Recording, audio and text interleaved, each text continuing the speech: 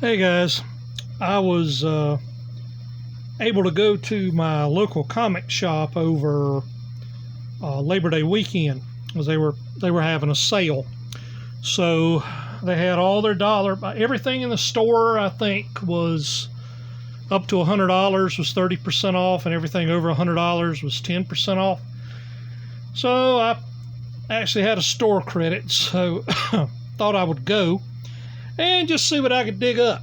And found a couple things I was really happy to find. Several things off of my list. I didn't put these books in, order of importance or anything, so just watch the whole video, which I think I've got about 25 books to show, so it shouldn't be too much. Anyway, found a copy of Superboy number 200. I've been looking for this one for a while. I've got long runs before this issue and a long run after it. But this was the one I was missing.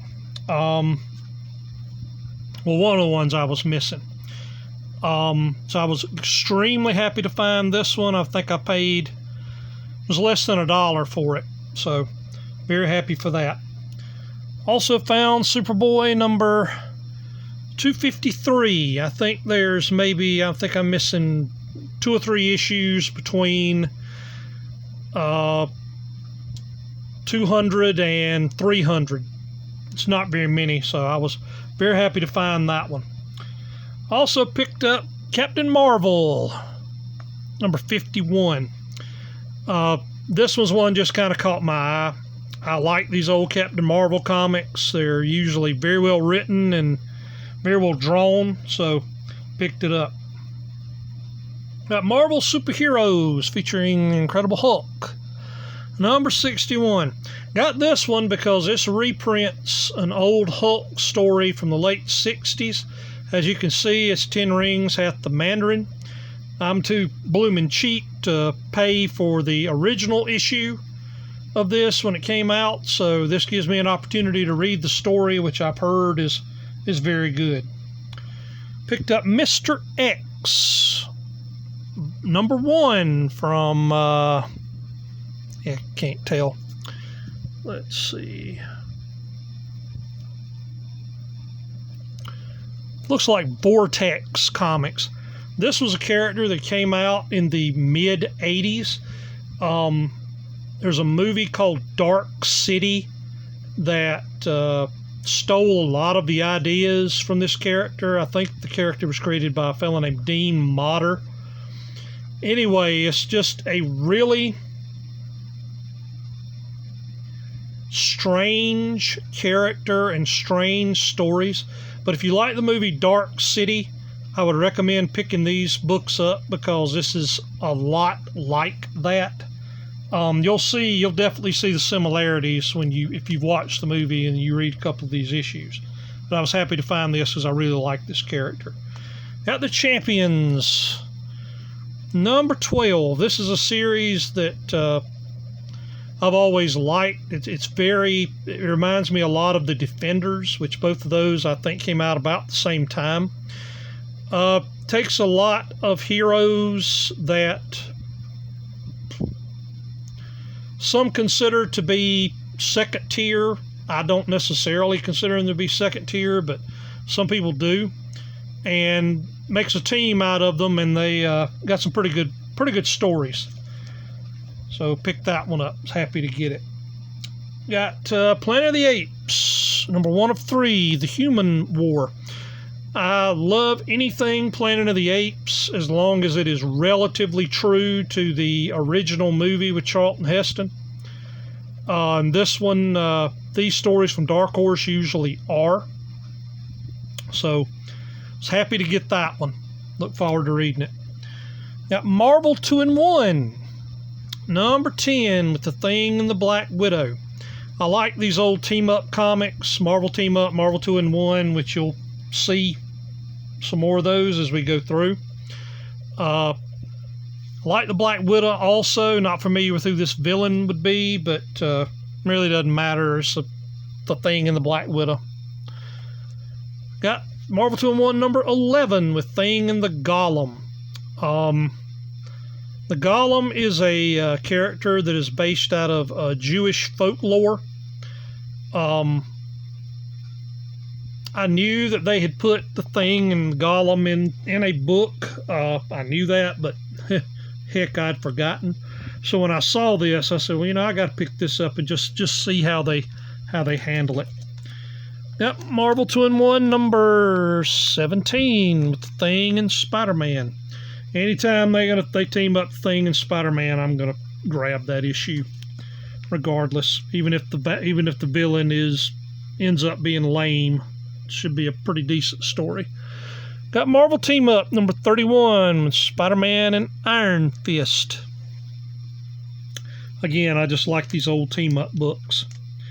Also got Marvel Team Up number 48. Spider-Man and Iron Man. I don't pick up very many newer Fantastic Four, and I say that tongue-in-cheek because this one's actually from the early 80s. But when you consider how, that I'm a couple of days past being older than dirt, newer is relative.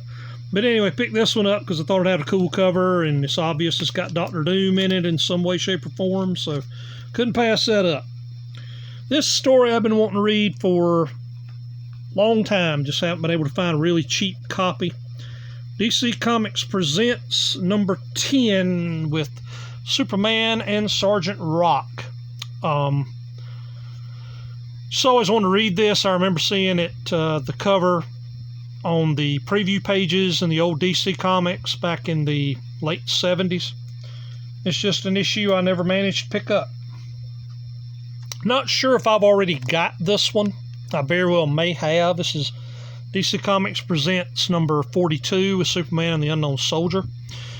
If I've got it, no big deal.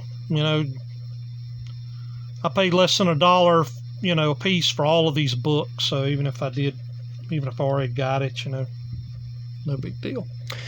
Got From Beyond the Unknown, number 20. This was a reprint title from the early 70s that DC put out, where they reprinted a lot of their mid-late 50s, early 60s sci-fi stories. It's got, just good Silver Age stuff reprinted in here. It's got a Star Rover story. So, thought I'd pick it up. Got Archie number 174. This was an Archie from the late 60s. Just picked it up as a nostalgic thing with the fashions and everything that it's got on the front. And throughout the book, it's kind of a, it's just pretty cool. It is a microcosm of its time, to coin a phrase. Pick this one up.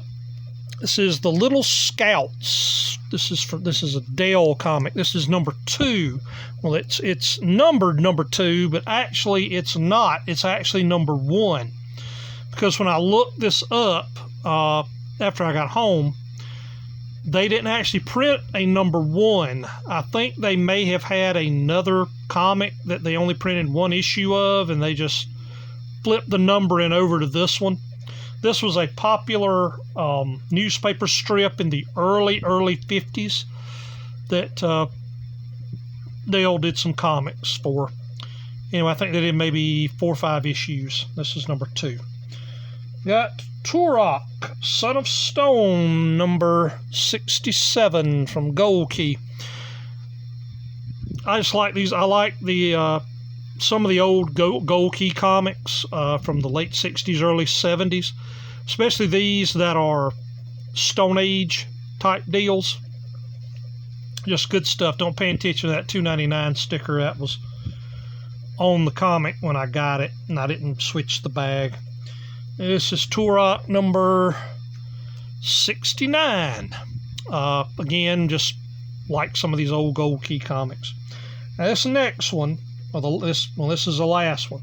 I'm hoping somebody out there who watches this video can help me out with it, because I haven't been able to find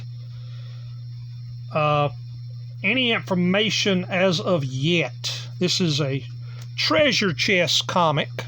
I'm guessing from the early 60s. Only reason I picked it up was because if you look down here, it says R. Crandall, so it's got Reed Crandall art in it, and Reed Crandall is one of my favorite Golden Age artists.